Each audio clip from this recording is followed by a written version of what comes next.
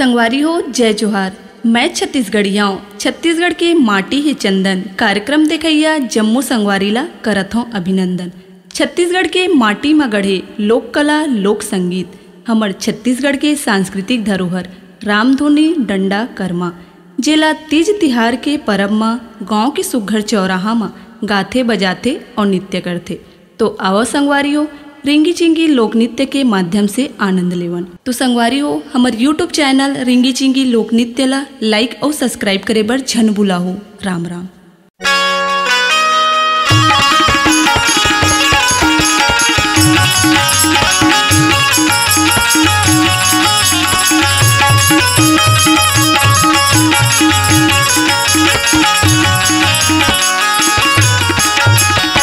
सियाला कोना हले गई कागो सियाला कोना हले गई ना सियाला कोना हले गई कागो सियाला कोना हले गई ना सियाला कोना हले गई कागो सियाला कोना हले गई ना सियाला कोना हले गई कागो सियाला कोना हले गई ना हे बन बन में खो जाए भगवान गा सियाला कोना हले गई ना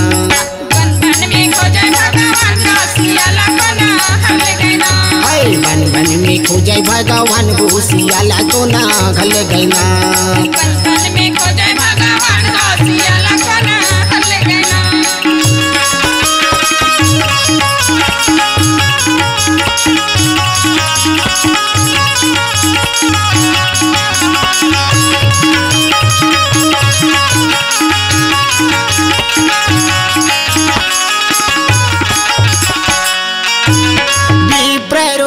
तुम धरा गुनी साचर भिक्षा मांगना चले जाए मोरे रामा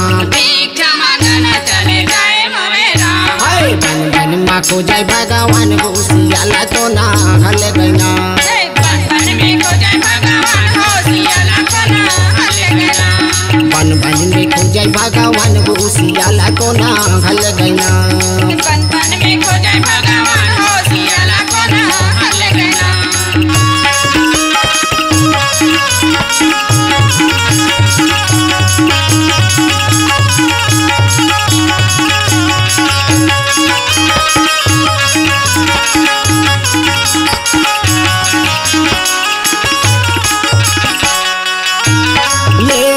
भिक्षा निकले जानकी लेकर भिक्षा निकले जानकी गाँव नगर ले जाए मोरे रामा ले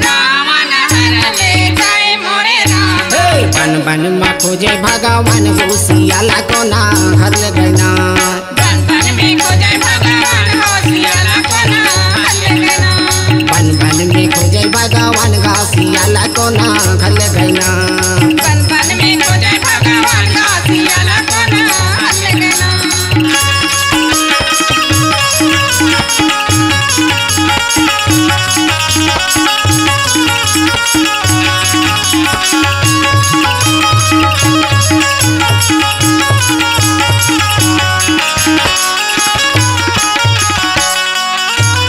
धररा धररा उसिया माई रोवे धररा धररा उसिया माई रोवे शरण शरण गोबराई मोरे रामा शरण शरण गोहराई मोरे राम बन बन में खो जाए भगवान गा सियाला को ना हल गई ना बन बन में खो जाए भगवान गो सियाला को ना हल गई ना बन बन में खो जाए भगवान गो सियाला को ना हल गई ना बन